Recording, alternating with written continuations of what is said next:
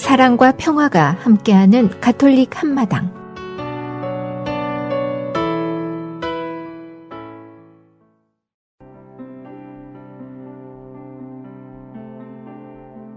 복음과 묵상 말씀. 마테오가 전한 거룩한 복음입니다.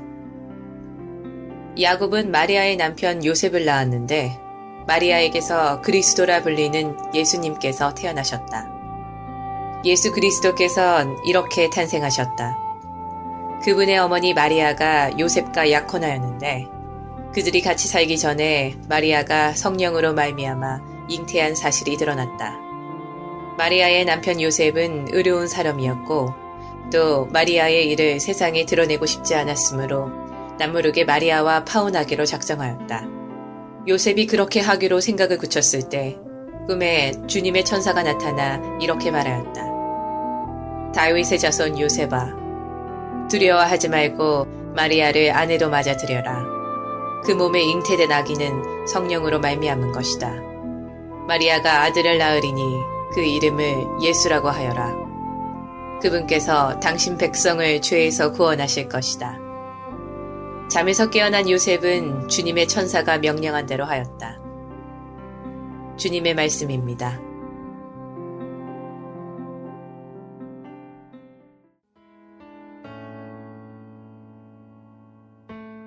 오늘의 말씀, 성정화상 바오로 성당 이경환 신부님의 말씀입니다. 먼저 성요셉 대축일 강론 들어가기 전에 어느 수녀님이 성요셉에 대하여 쓰신 글을 잠깐 읽어드릴까 합니다. 당신은 말없이 보수를 기대함도 없이 누가 알아주기를 바람도 없이 순순히 그저 당신을 내어주셨으며 숨어 봉사하는 것으로 만족했습니다. 당신은 항상 남의 입장을 옹호해 줄 줄 알았으며 남의 허물을 감싸줄 줄 알았고 자신의 포기와 양보로 평화를 도모하는 길을 추구했습니다. 당신은 항상 깨어 주님 말씀에 귀 기울였고 듣는 순간 자기 계획을 포기할 줄 알았으며 주님 길을 선택하는데 과감했습니다. 주님 뜻을 받드는 것이 당신 음식이 되고 남을 위한 봉사가 당신 기도가 되었으며 가족을 돌봄이 당신 유일한 기쁨이었습니다. 당신은 평생 내내 세상 어느 누구도 당신을 위인이라 생각지 않았으며 당신 자신도 그저 하느님의 종으로 살았습니다. 그랬기에 당신은 하느님 앞에 더욱 보배로웠고 그런 겸손과 그런 의덕이 아들을 맡길 정도로 하느님 눈에 들었습니다.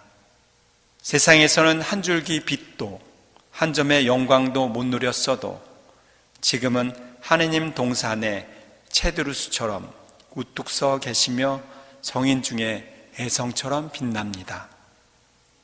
성요셉의 삶을 아주 잘 적으시고 표현한 글이 아닌가 생각합니다. 사실 아까 말씀드린 그 기도 내용 또 수녀님 그 내용에 보면 지금은 우뚝 서 있다라고 하지만 사실 성요셉은 아직도 계속해서 양보와 겸손의 삶을 살고 있지 않나라는 생각을 합니다. 성요셉 성인은 성월을 지내고 있죠. 우리가 3월달을. 하지만 이 3월달 성월을 보내는 것은 사실 별로 이렇게 드러나지가 않습니다.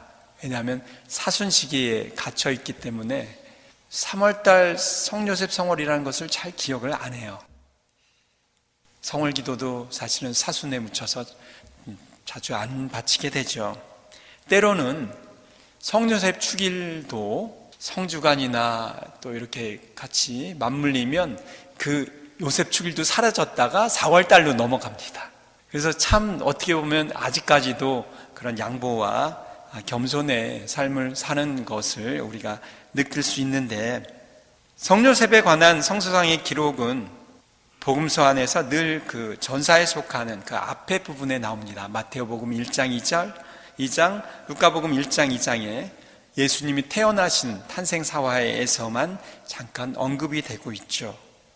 그 이후에 요셉 성인이 나오는 부분은 다른 사람의 입에 의해서이죠. 요셉이 예수의 아버지였고 목수였다는 사실, 공생활 중에 예수님이 고향에 방문했을 때 그곳 사람들의 입으로 증언이 되는 것, 그것뿐입니다. 기원 후 2세기경에 예수님의 형제로 추정되는 야고보가 편집한 가짜 복음 야고보 복음서가 있습니다. 그 야고보 복음서에서는 요셉과 마리아, 또 마리아의 부모님이신 안나와 요아킴, 그리고 예수님의 소위 잃어버린 어린 시절에 관한 흥미로운 기사들이 많이 있는데요.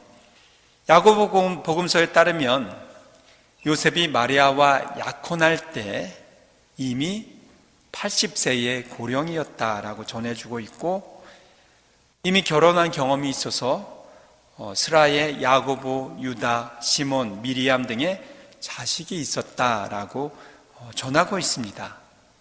물론 이 야고보서는 공식적인 복음으로 채택되지 않았기 때문에 우리가 그것을 꼭 믿어야 된다 이런 것은 없지만, 어쨌든 그 내용이 예수님의 어린 시절 또 혹은 요셉에 대해서 유추해보고 또 생각해보는 데 도움은 될 수 있을 거라 생각이 됩니다.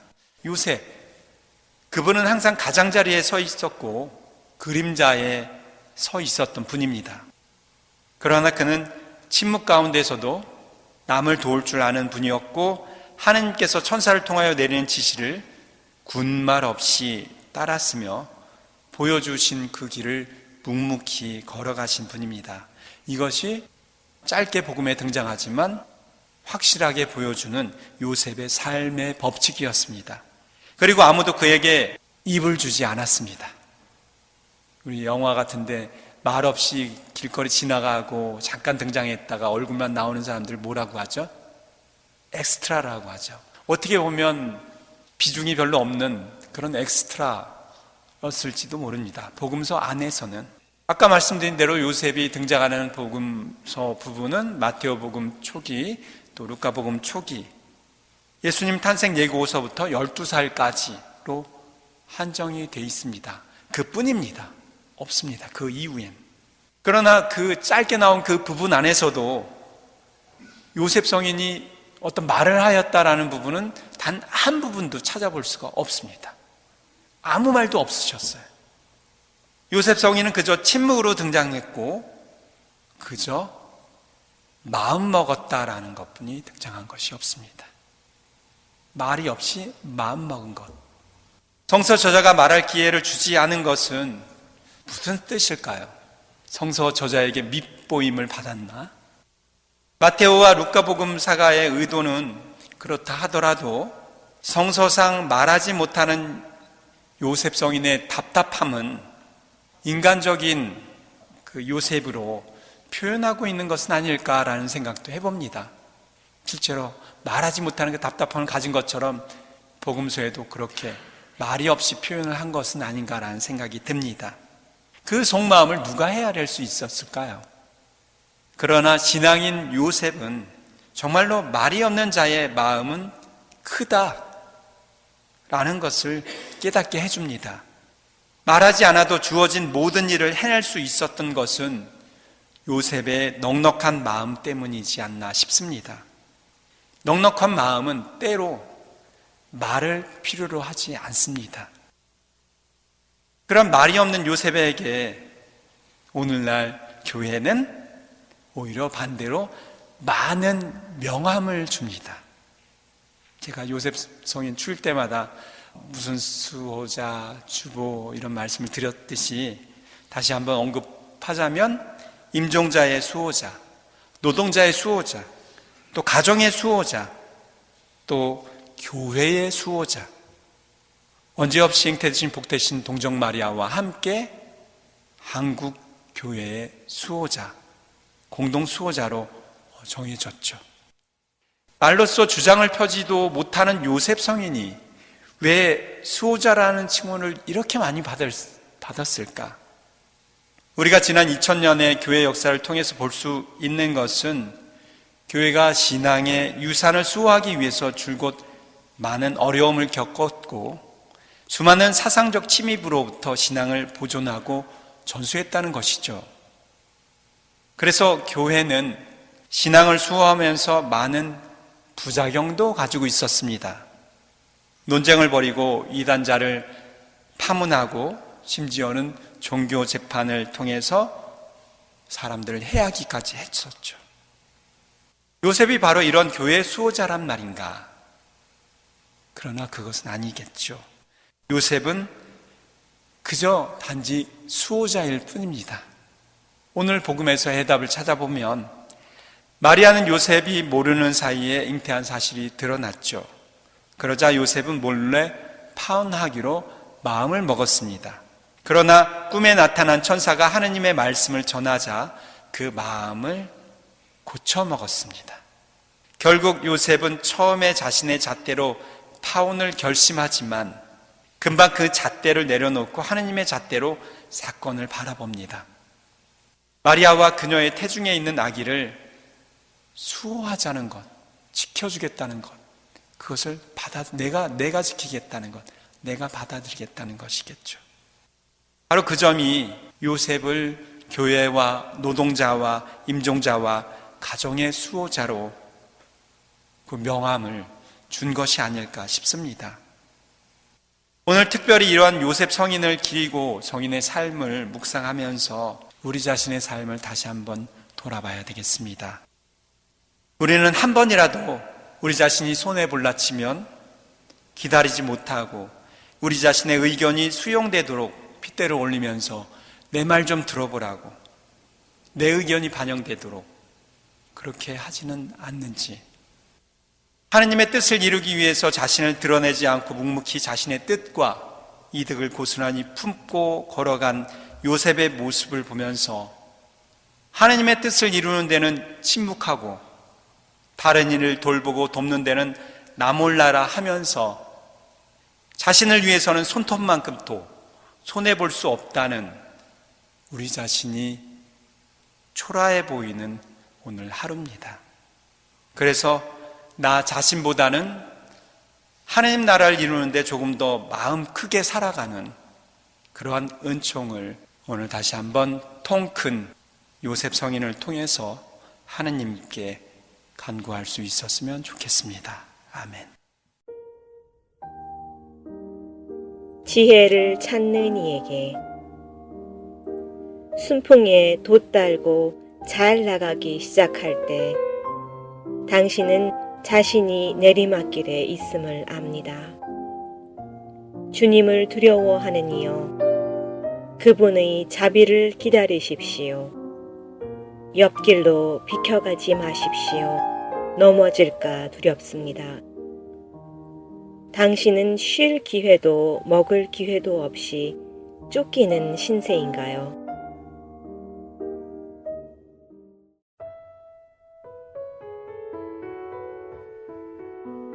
시카고 지역 카톨릭 한인 공동체 소식과 공지사항을 전해드리는 카톨릭 한마당 게시판 시간입니다. 시카고 지역 성주간 미사 및 예식 안내입니다. 시카고에 위치한 한국 순교자 성당은 4월 17일 성모교일 주님 만찬 미사가 오후 8시부터 거행되고 성체조배는 미사 후부터 12시까지 거행됩니다. 4월 18일 성금요일은 오후 3시에 십자가의 길 기도가 있고 주님 순환 예식은 오후 8시부터 거행되며 4월 19일 성토요일 부활 성야미사는 오후 8시부터 세례식도 함께 거행됩니다. 예수부활 대축일인 4월 20일은 오전 9시 미사와 11시 미사가 있으며 오후 12시 30분 미사는 없습니다. 아이테스카에 위치한 성 김대건 안드레아 성당은 4월 17일 성목요일 주님 만찬 미사는 오후 8시부터 성체조배는 미사 후 거행됩니다.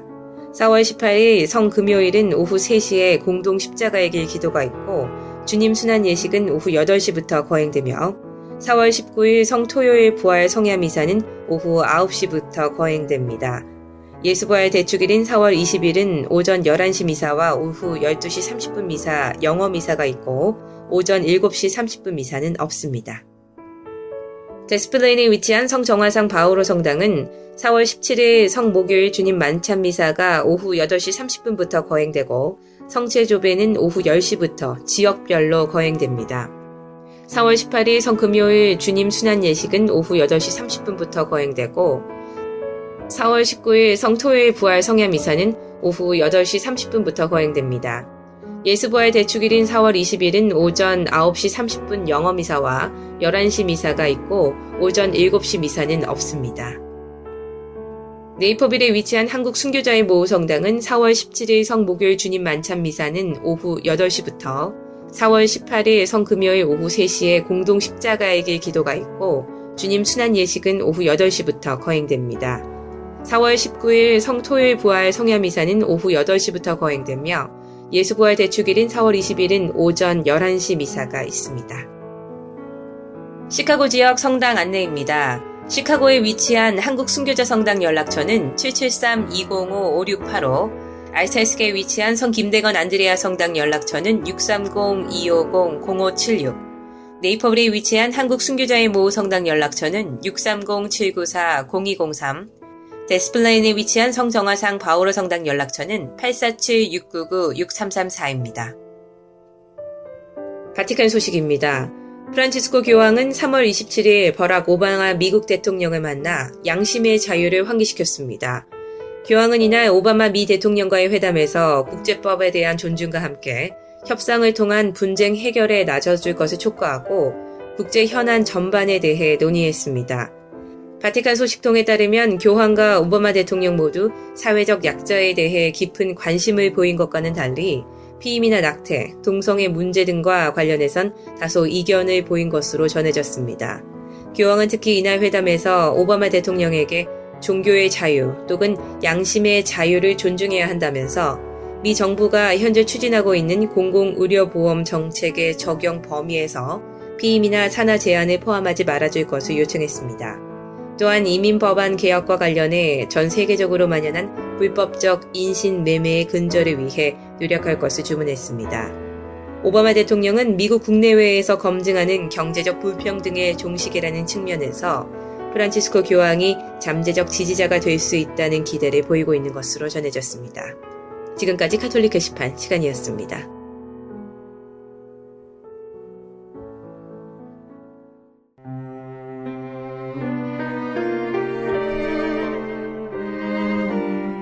진이 부릅니다. 십자가 그 완전한 사랑.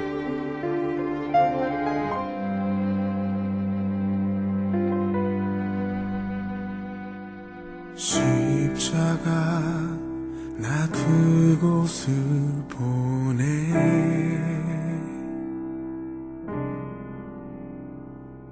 십자가 그 보혈이 흘러 나를 감싸네 나의 슬픔도 나의 고통도 사라지네 예수님 내 영혼의 주인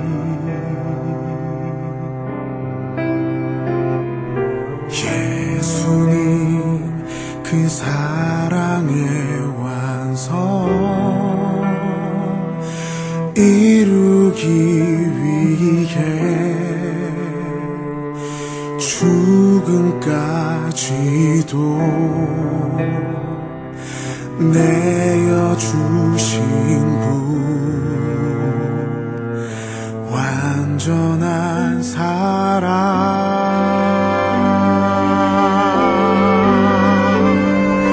그가 진리여 내가 평화 누리었고 그가 사랑함으로 내가 나음을 입었도다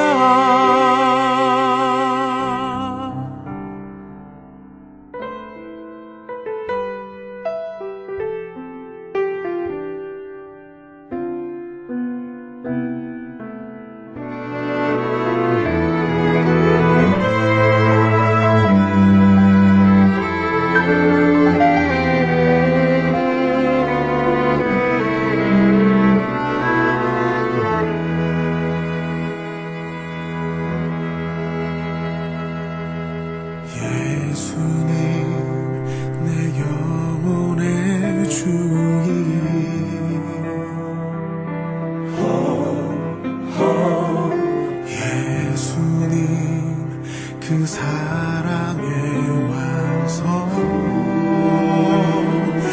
이루기 위해 죽음까지도 내어주신 분 완전한 사랑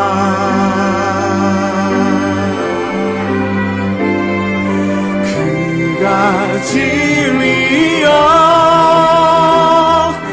내가 평화 누리었고 그가 상함으로 내가 나음을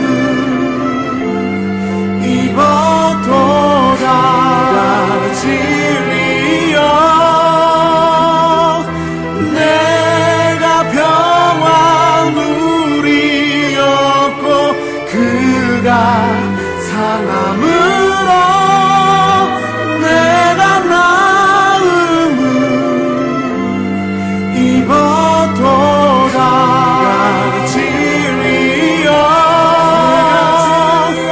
내가 평화 누리었고 그가 상함으로 내가 나음을 입었도다 내가 나음을 입었도다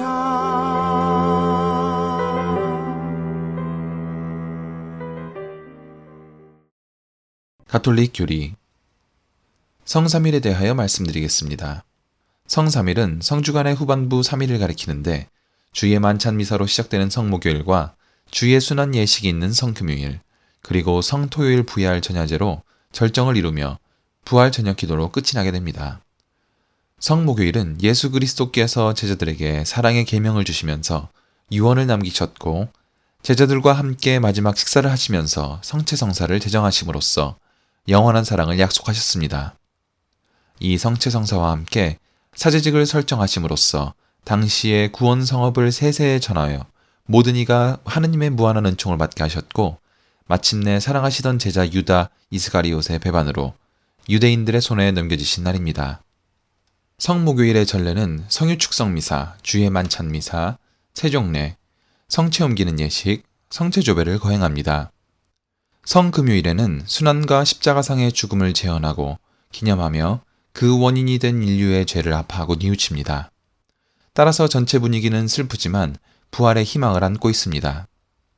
그러나 의미에 따라 제의 색깔은 순교를 뜻하는 붉은색입니다.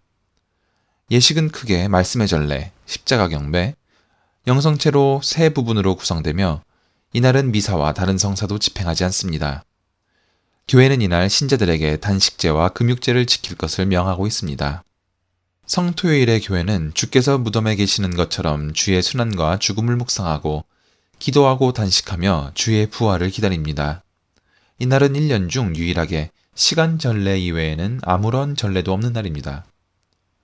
단지 위독한 환자를 위한 병자성체만 할 수 있습니다.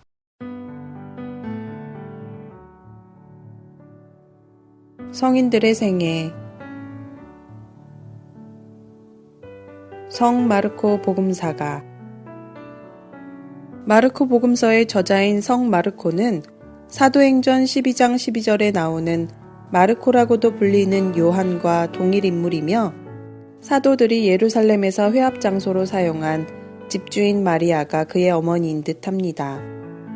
또 그는 성 바르나바의 조카이며 키프로스 태생의 레위 사람입니다.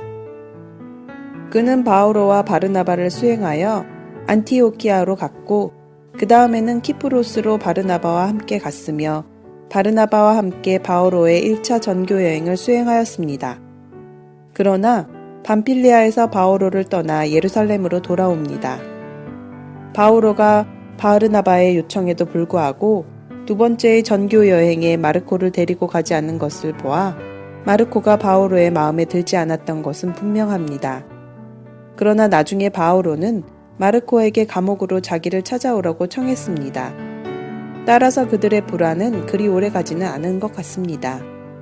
마르코는 바르나바와 함께 키프로스로 갔으며 바오로가 투옥되었을 때는 로마에 함께 있었습니다. 그는 분명히 베드로의 제자였는데 베드로는 그를 애정 깊게 내가 아들로 여기는 마르코라고 언급합니다. 마르코는 다른 복음사가인 루가처럼 12사도에 속하지 않습니다. 우리는 그가 예수님을 개인적으로 알고 있었는지 확실히 알 수는 없습니다. 그는 예수께서 체포되실 때 몸에 고운 삼배만을 두른 젊은이가 예수를 따라가다가 붙들리게 되자 삼배를 버리고 알몸으로 달아났던 인물로 여겨지나 확실하지는 않습니다.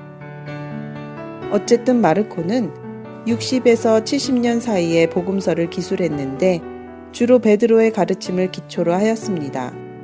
소아시아의 히에라폴리스의 주교 파피아스는 그가 베드로의 통역자였다고 하며 이방인 그리스도인을 위하여 로마에서 복음을 기술했다고 전합니다. 마르코는 베나치아의 수호자이며 그의 유해는 그곳의 산마르코 대성당에 안장되었다고 합니다. 날개 달린 사자는 마르코의 상징입니다. 사자는 마르코가 광야에서 외치는 이의 소리로 세례자 요한을 묘사한 데서 나왔습니다. 예술가들이 이 소리를 포효하는 사자와 비교하기 때문입니다. 날개는 예제키멜이 날개 달린 4마리의 생물을 환시로 본 것을 복음사가들에게 적용시킨 데서 유래된 것입니다.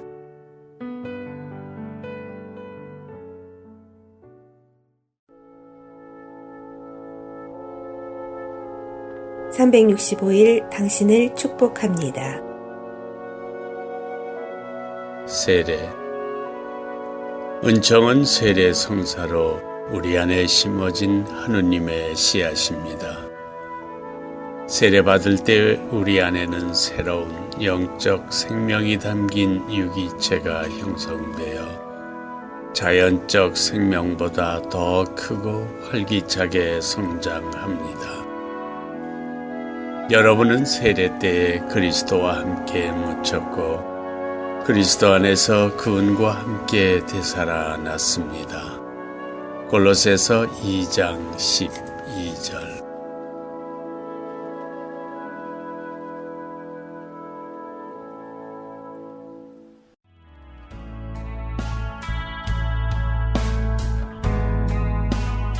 지금까지 시카고 성정화상 바오로 성당 제공 가톨릭 한마당이었습니다.